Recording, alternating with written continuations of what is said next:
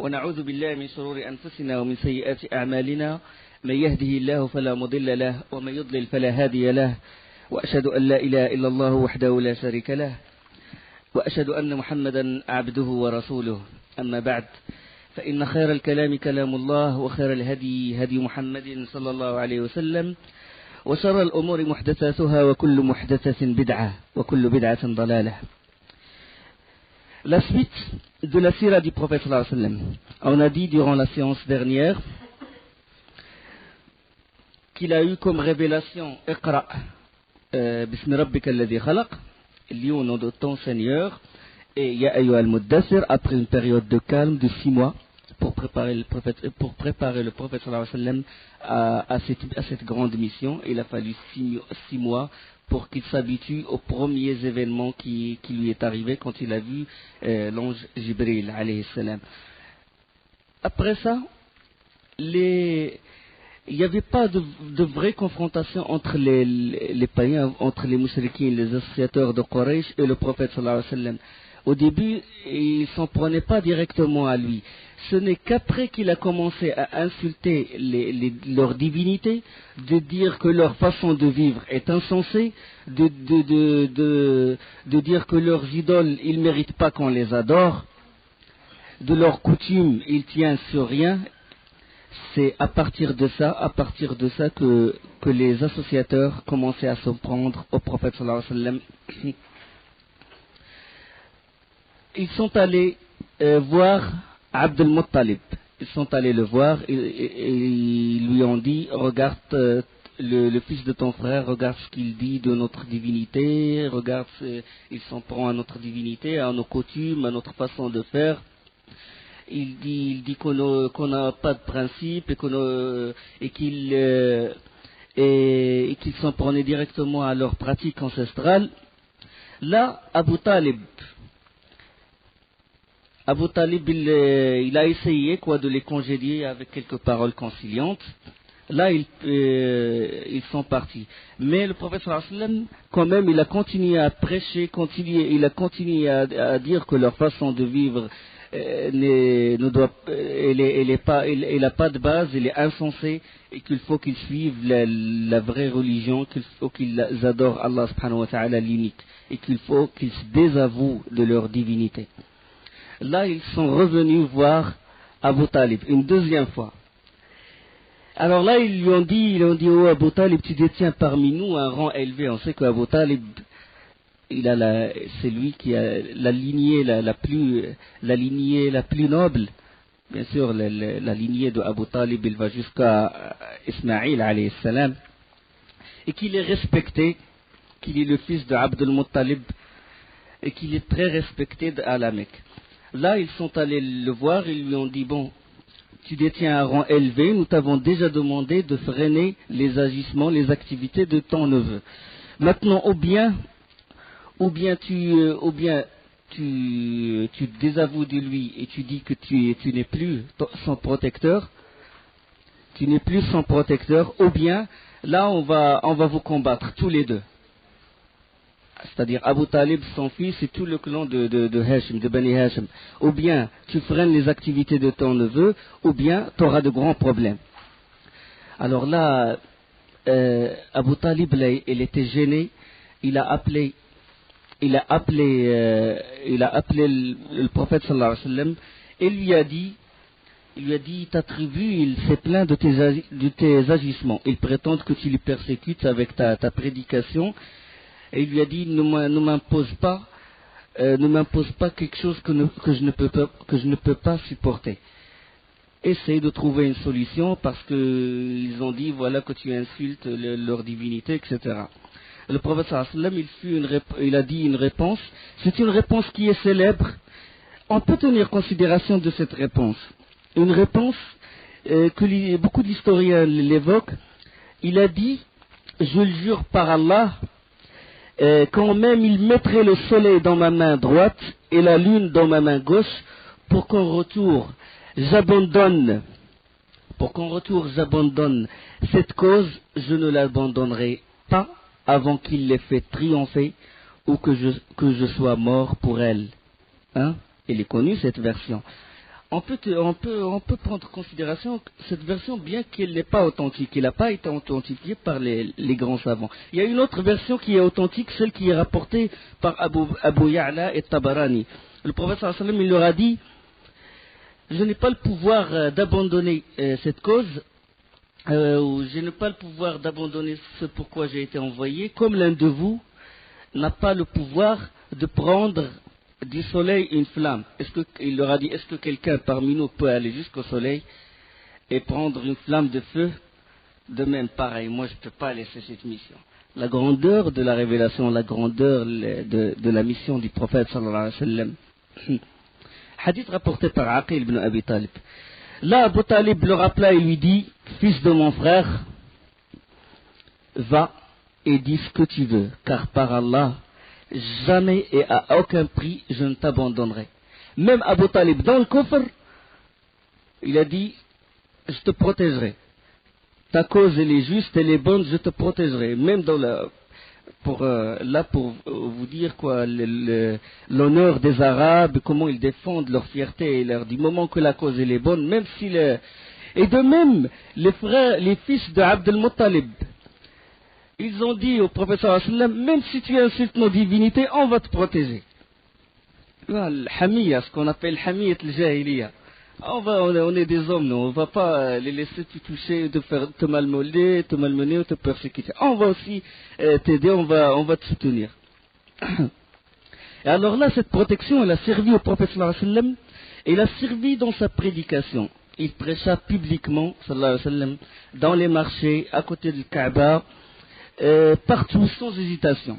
Il bénéficie de cette protection qui est inviolable, parce qu'il savait, les Quraysh disaient, ils savaient qu'Abu Talib, quand il dit une parole, quand il dit je protégerai telle personne, ou je le prends comme voisin et tout, ça y est, c'est une parole, il ne revient pas sur sa parole, surtout pour un Hashimite.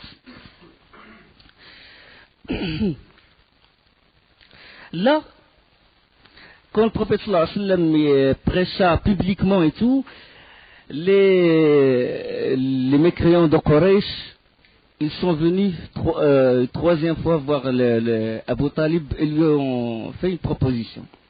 Ils lui ont dit: Abu Talib,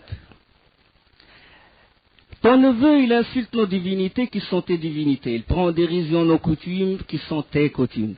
Là on a une solution.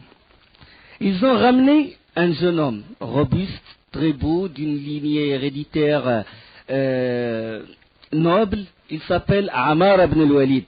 Ils lui ont dit: tiens, on te donne Ammar ibn al-Walid, tu le prends comme ton fils, et tu nous donnes Mohammed.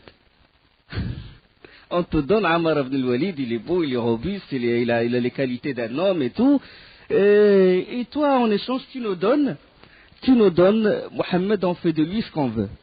Il a dit: quelle mauvaise proposition. Vous me donnez votre enfant pour que je l'éduque et je le chérisse, et je vous donne mon propre enfant pour que vous le tuiez. Quelle proposition. Et on ne saura jamais ici. Là, ils sont retournés. Entre-temps, il tint conseil pour essayer de déterminer une politique commune, si vous voulez, en face de ce grand trouble, surtout que la situation commence à s'aggraver, et il va encore davantage s'aggraver quand les pèlerins vont venir. Et s'ils viennent, ils vont rencontrer le prophète sallallahu alayhi wa sallam. Et lui, il est connu dans tout le sanctuaire, il est connu à la Mecque que c'est un homme digne de confiance, et qu'on lui fait confiance dès qu'il parle, et que ses paroles, ils attirent les gens et tout. Donc c'est une situation assez dure pour eux. Là, qu'est-ce qu'ils ont fait? Tous les notables se sont réunis et ils envoyèrent au prophète sallallahu alayhi wa sallam Al-Walid ibn al-Mughira. Al-Walid ibn al-Mughira, l'un des grands chefs de Makhzoum, l'un des grands chefs de la Mecque, de la tribu de Makhzoum. Dans une version de la sira du prophète, c'est Utba ibn Rabi'a, mais la version la plus proche, la plus célèbre, c'est celle de Walid ibn al-Mughira. Ils envoyèrent Walid ibn al-Mughira au prophète sallallahu alayhi wa sallam. Il le rencontra. Il lui dit: oh Mohammed, pourquoi tout ce différent?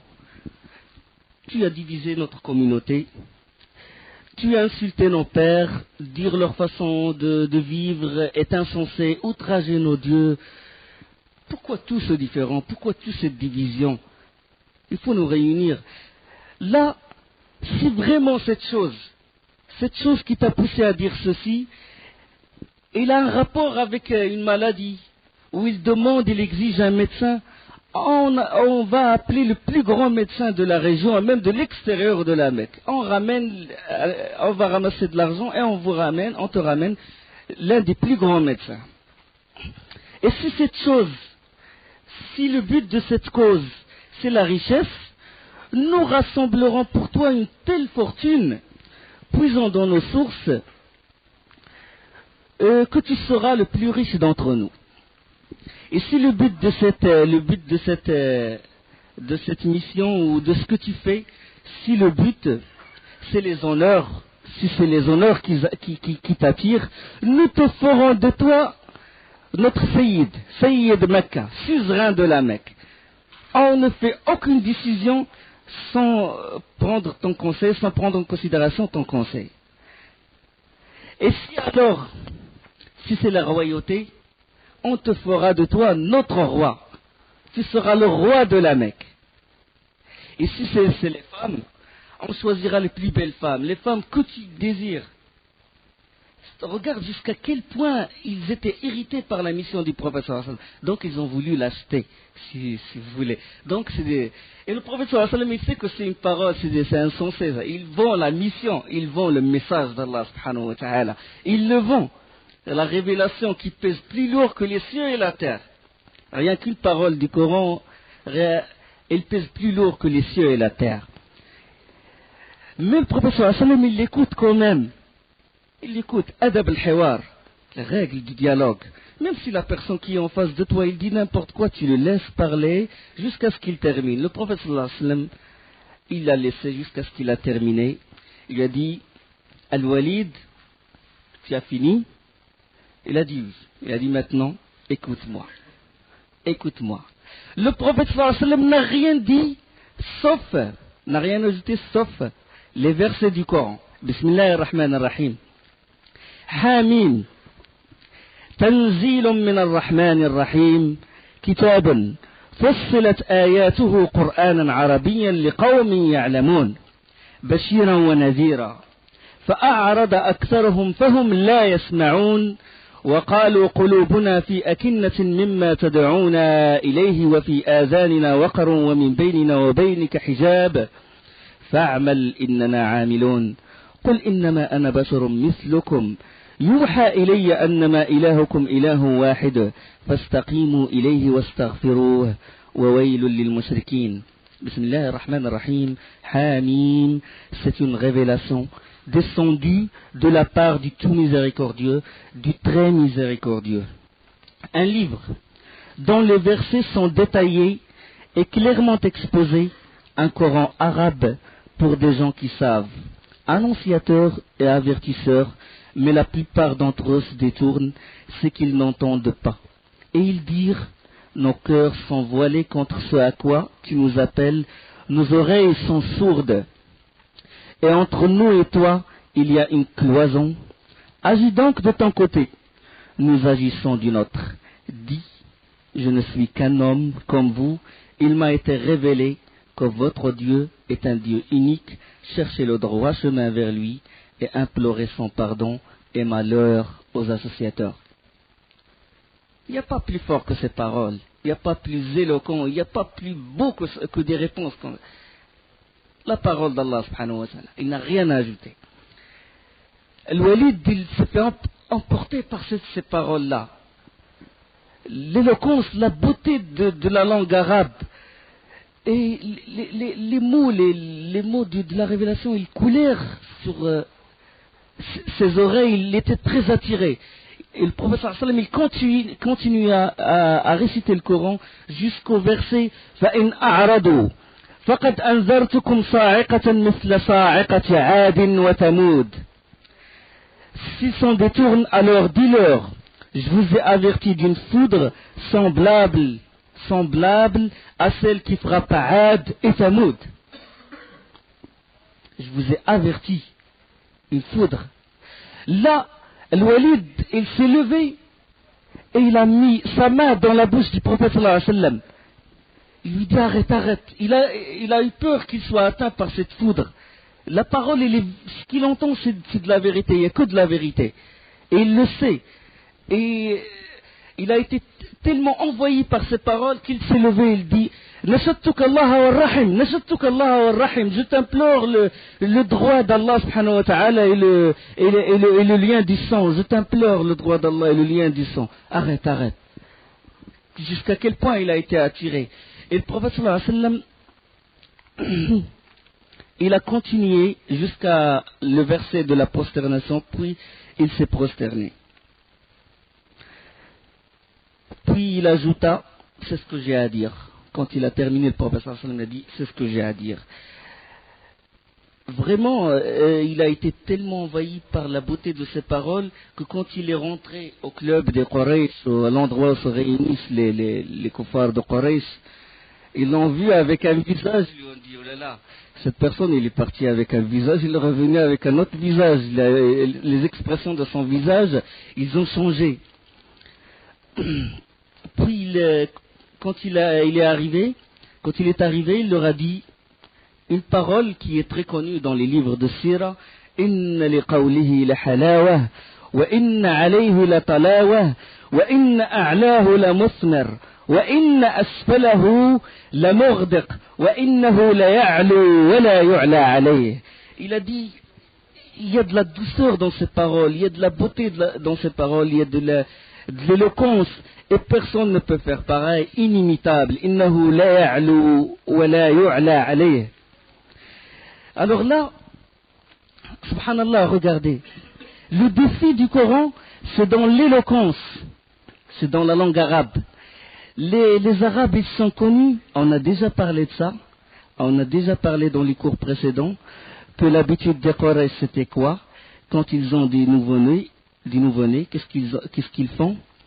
Ils donnent les nourrissons à des nourrices qui sont de l'extérieur de la Mecque, pour les allaiter, et pour qu'ils vivent à l'extérieur de la Mecque. Pourquoi?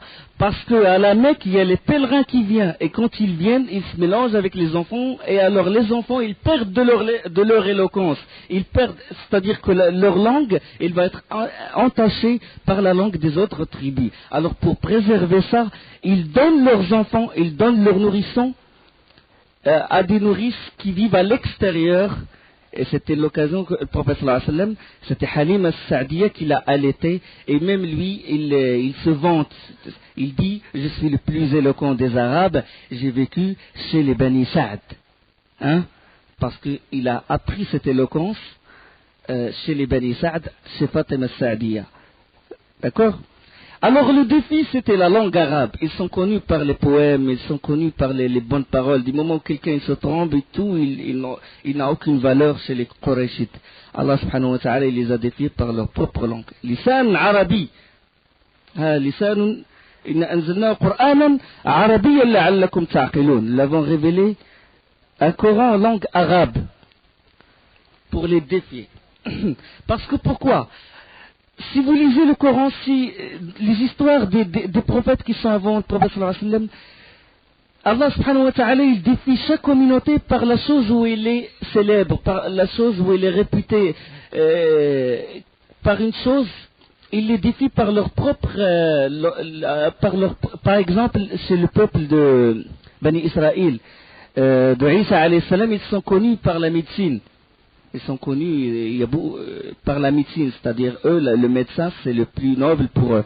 Et Allah subhanahu wa ta'ala les a défiés, il les a envoyés, Isa alayhi salam, avec les miracles qui défient les médecins.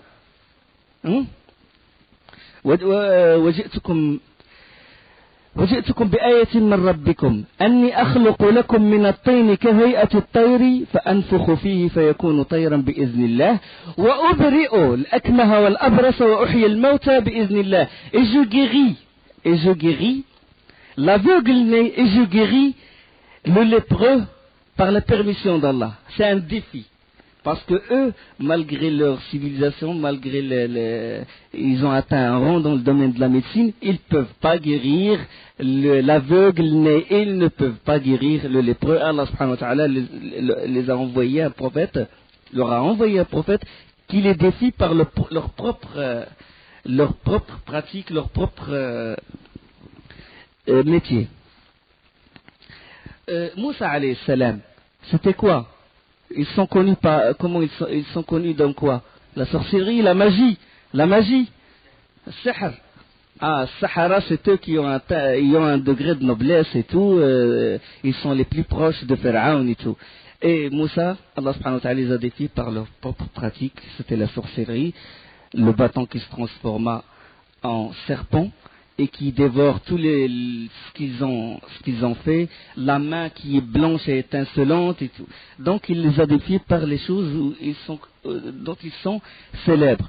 Là, les Arabes, ils ne sont pas réputés dans ce genre de choses. Ils sont réputés dans l'éloquence, l'arabe pur. Allah subhanahu wa ta'ala les a défiés. وإن كنتم في ريب مما نزلنا على عبدنا فأتوا بسورة من مثله. Si vous êtes dans le doute dans ce qu'on a révélé à notre prophète, ramenez une sourate pareille que celle du Coran. Hein? Am yaquluna iftara, ils disent qu'il l'a inventé. قل فأتوا بسورة من مثله وادعوا شهداءكم من دون الله إن كنتم صادقين. Ramenez une sourate pareille que celle qui est dans le Coran et appelez tous ceux que vous connaissez qu'ils vous aideront. قل لئن اجتمعت الإنس والجن على أن يأتوا بمثل هذا القرآن لا يأتون بمثله ولو كان بعضهم لبعض ظهيرا. Même si les djinns et les humains ils se réunissent pour faire pareil à ce livre, au Coran, ils ne peuvent jamais le faire, même s'ils s'entraident entre eux. Le défi était dans l'éloquence. Ils ont dit, oh le Walid qui est venu, il leur a rapporté ce qu'il a entendu. Le Walid, ils ont dit, tu as tourné le dos, sabat, c'est-à-dire tu as changé de religion. Il a dit, non, par Allah, je n'ai pas apostasié votre religion, non, mais c'est d'une grande éloquence. Ils ont dit, c'est de la poésie. Il a dit, je connais la poésie, je connais les poètes, je connais les règles, les règles de la poésie, c'est pas de la poésie. Ils ont dit, il est kahin, ça veut dire devin. Devin, il a dit non, je connais les devins, je connais leurs agissements, je connais leur feu, leur méthode de faire, non, c'est pas un devin. Il est sorcier alors, ils ont dit. Non, il n'est pas sorcier, il leur a répondu. Puis après, ils ont dit, qu'est-ce qu'on va dire alors? Il n'est pas un devin, il n'est pas poète, il n'est pas sorcier, il n'est pas... il n'envoûte pas les gens, donc on va dire quoi de lui alors dans ce cas? Il a dit, moi je vous conseille, je vous donne un conseil sage. Vous le suivez, ça c'est un moyen. Vous le suivez, une solution. Vous le suivez parce que sa cause est juste. Regarde le témoignage sa cause est juste, vous le suivez. Ils ont dit non, on ne va pas le suivre. Il a dit donc, dans ce cas, ne vous opposez pas à lui. Laissez-le faire, laissez-le agir. Ne vous opposez-vous pas entre lui et les gens. S'il a eu le dessus sur les Arabes, alors sa souveraineté sera la vôtre. Sa fierté sera la vôtre. Si jamais les Arabes l'abattent ou le tuent, vous en serez débarrassé par les mains d'autrui. Donc c'est une proposition sage. Ils ont dit non. On ne le laisse pas, on lui barre le chemin, on ne le suit pas. Regarde les kuffars, subhanallah. Là, ils ont dit nous voulons une autre solution. Là, après réflexion, qu'est-ce qu'on va dire?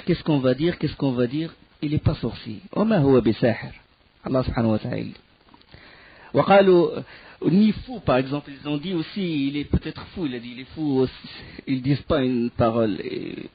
وقالوا يا أيها الذي نزل عليك الذكر وقالوا يا أيها الذي نزل عليه الذكر إنك لمجنون. Oh, celui à qui est descendu ce zikr, ce livre, t'es un fou. Toutes les accusations se trouvent dans le Coran. Sahir, Majnoun, Sha'ir, wa ma huwa biqawli sha'ir, qalilan ma tadhakkarun. Il n'est pas la parole d'un poète.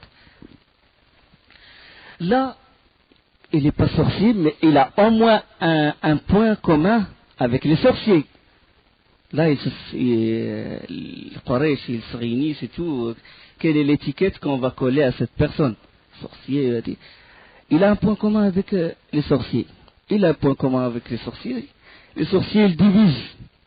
Ils divisent la communauté, ils séparent entre le mari et sa femme, ils séparent entre l'enfant et son père, entre le père et son enfant. Alors là, on va dire qu'il est sorcier. Voilà, c'est un sorcier qui est grave, il faut mettre les gens en garde contre lui et tout. C'est un sorcier. Puis le Walid ibn al-Mughira, il a dit, c'est lui qui les a aidés à accuser le prophète sallallahu alayhi wa sallam de sorcier. Regarde, après qu'il est venu pour guider, pour faire da'wa au Quraysh, quand il leur a dit de suivre le prophète parce que sa cause est juste, il tourna le dos. À la fin, il tourna le dos et il a dit, moi je suis de la religion de Quraysh et celui-là c'est un sorcier. Allah subhanahu wa ta'ala, là, c'est très important parce que je l'ai dit au début de la sira du prophète sallallahu alayhi wa sallam. Quand on lit le sira du prophète, on comprend bien le Coran. Et on ne peut comprendre le Coran que si on lit la sira du prophète sallallahu alayhi wa sallam. Allah subhanahu wa ta'ala, il a révélé les versets suivants. ذرني ومن خلقت وحيدا وجعلت له مالا ممدودا وبنين شهودا ومهدت له تمهيدا ثم يطمع أن أزيد كلا إنه كان لآياتنا عنيدا. Laisse-moi avec celui que j'ai créé seul. Seul, ça s'attribue à Allah subhanahu wa ta'ala. Laisse-moi avec celui que j'ai créé seul et à qui j'ai donné des biens étendus. Parlant de Walid ibn al-Mughira et des enfants qui lui tiennent toujours compagnie pour qui aussi j'ai aplani toute difficulté. Cependant, il convoite de moi que je lui donne davantage.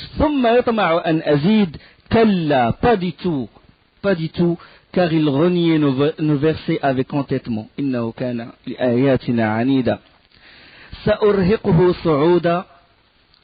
Je vais le contraindre à gravir une pente, c'est-à-dire je vais le faire souffrir. Innahu fakkara wa qaddar. Il a réfléchi et il a décidé. Il a réfléchi après avoir entendu le prophète sallallahu alayhi wa sallam et il a décidé une mauvaise décision. Faqutila kayfa qaddar. Qu'il périsse comme il a décidé. Son malheur, que la malédiction tombe sur lui à cause de ce qu'il a décidé. Qu'il périsse comme il a décidé. Innahu فقتل كيف قدر ثم قتل كيف قدر. Encore une fois qu'il périsse comme il a décidé. ثم نظر. Ensuite il a regardé. ثم عبس وبصر. Et il s'est renfrogné et a durci son visage. Regarde la description d'Allah subhanahu wa ta'ala, comment il nous montre son comportement avec le cause avec elle. Ensuite il a tourné le dos et s'est enflé d'orgueil. فقتل كيف قدر ثم نظر ثم عبس وبصر ثم أدبر واستكبر. Il a tourné le dos et s'est enflé d'orgueil. Ensuite, puis il a dit فقال إن هذا إلا سحر يؤثر. Puis il a dit, ceci n'est que magie apprise. Ce n'est là que la parole d'un humain. إن هذا إلا سحر يؤثر إن هذا إلا قول البشر. Et Allah il répond, سأصليه سقر. سأصليه سقر. Je vais le brûler dans le feu intense de Saqar. Quelqu'un qui, la vérité devant ses yeux, il a entendu la vérité, il a entendu la parole d'Allah, il a témoigné que c'est la vérité, que c'est la cause du prophète sallallahu alayhi wa sallam est juste, et après il tourne le dos. celui-là, il mérite vraiment Saqar, le feu intense. Ils acceptèrent, les Quraysh, de bon gré, ce conseil. C'est le fait d'accuser le prophète sallallahu alayhi wa sallam de sahir, de sorcier. Bon, ils ont utilisé tous les moyens, y compris, ils ont décidé de placer à l'extérieur de la Mecque des gens, à l'extérieur, surtout dans les chemins qui conduisent à la Mecque, des gens qui, à chaque fois que quelqu'un de l'extérieur de la Mecque rentre à la Mecque, ils les mettent en garde contre le prophète sallam. Méfiez-vous, il y a un sorcier dans ce sanctuaire, méfiez-vous de lui et tout, il va vous envoûter, il va vous attirer et tout, c'est un dangereux sorcier. Mais le prophète sallam, il a continué sa mission, il a continué sa prédication. Un jour, alors que quelques chefs Qurayshites s'étaient rassemblés dans le Hijr, on sait que le Hijr il est à l'extérieur, c'est un arc, avant il était à l'intérieur de la Kaaba. Les Qurayshites, ils sont réunis à l'extérieur. Alors pendant qu'ils se parlaient et tout, ils se disent qu'ils ne peuvent plus supporter cette cause du prophète sallallahu alayhi wa sallam, ils ne peuvent plus le supporter, ils ne peuvent plus supporter le fait de prendre en dérision leurs idoles, etc. Et Allah subhanahu wa ta'ala, il a voulu que le prophète sallallahu alayhi wa sallam apparût et qu'il est allé au coin oriental, al-Rukn Yamani, le coin yéménite, et qu'il fait tawaf. Dès qu'il a fait tawaf, il s'est approché d'eux, le prophète sallallahu alayhi wa sallam, et alors là, ils levèrent le ton et ils lancèrent à son endroit des injures, des insultes, et tout ce qu'ils peuvent, trouver de mauvais, quoi. Des propos très injurieux. Le prophète sallallahu alayhi wa sallam, il a patienté, il n'a pas répondu, il a fait le premier tawaf, le deuxième tawaf, la même chose. Le prophète sallallahu alayhi wa sallam, il patiente.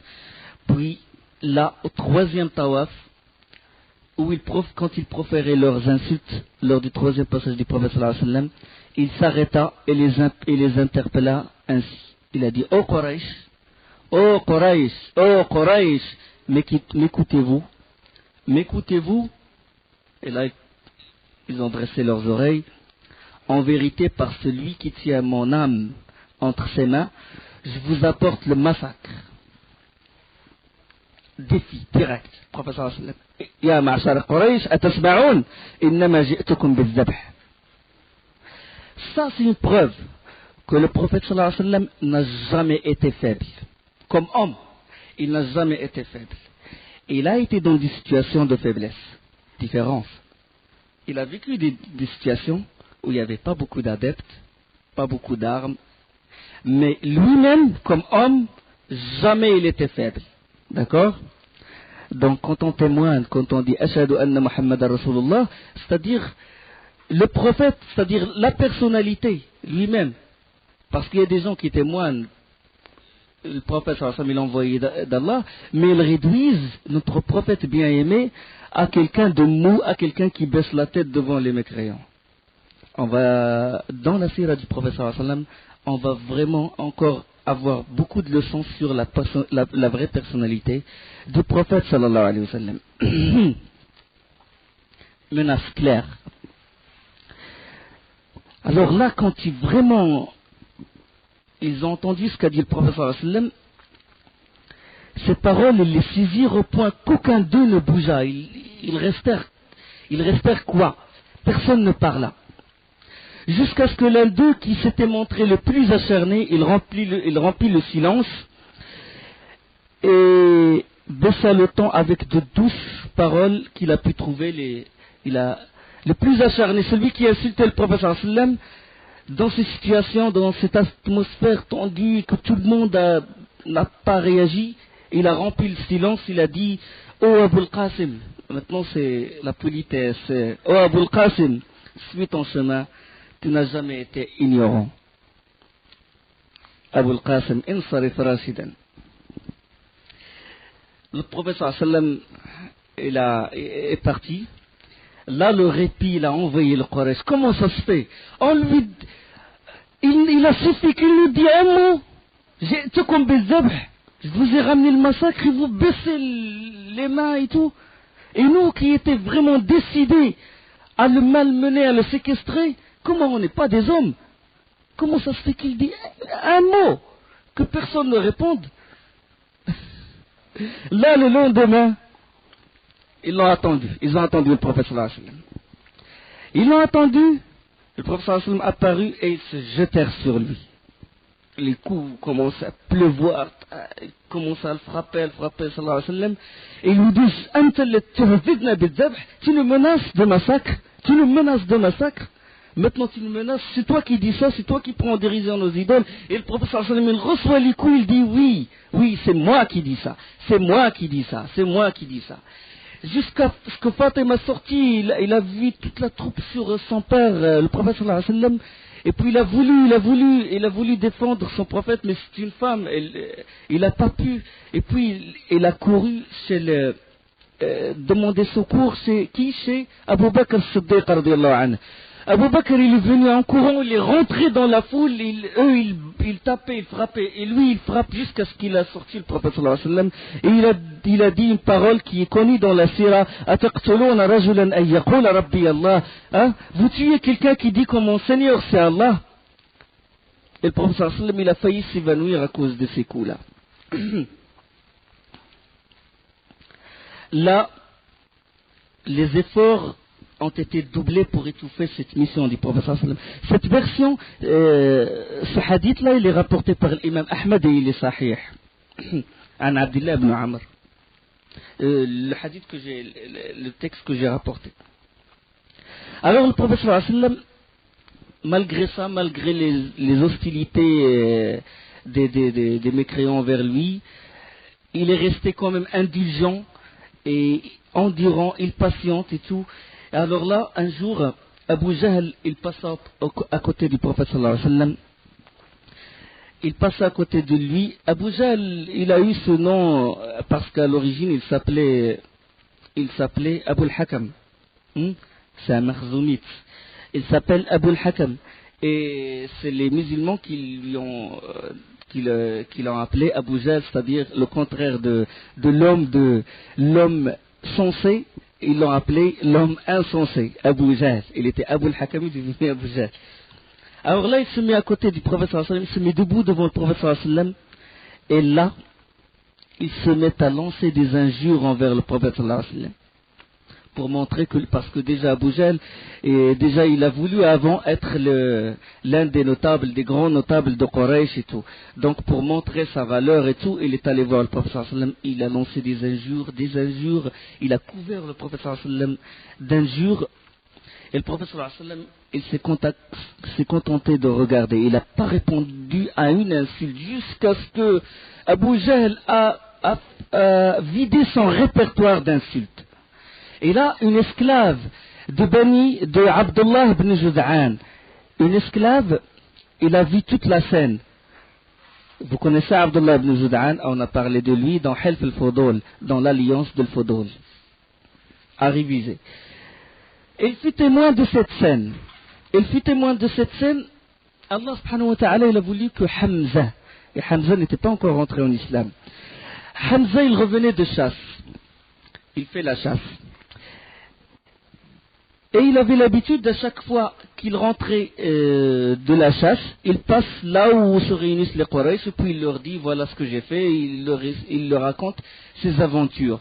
Et il rapporte qu'il a une force, il est très robuste, il est fort, qu'il chasse même les lions. Il rapporte dans les siyar, dans les livres d'histoire. L'esclave, El-Baran Sma Hamza, elle lui a dit, oh Abu Umara, si tu as vu comment Abu Jahl insultait et offensait ton neveu, sans que celui-ci assis posément ne proféra un mot jusqu'à son départ. Elle a dit ça à Hamza. Il a dit, regarde, Abu Jahl, il a couvert ton neveu d'insultes et tout. Et Hamza lui a dit, quelqu'un a répondu, quelqu'un a dit quelque chose. Il a dit, quelqu'un l'a vu, il a dit, tout le monde l'a vu, les Quraysh, tout le monde l'a vu, personne n'a répondu. Alors là, Hamza fut scandalisé. comment personne n'a défendu son neveu, comment et tout. Il a couru directement chez les Quraysh.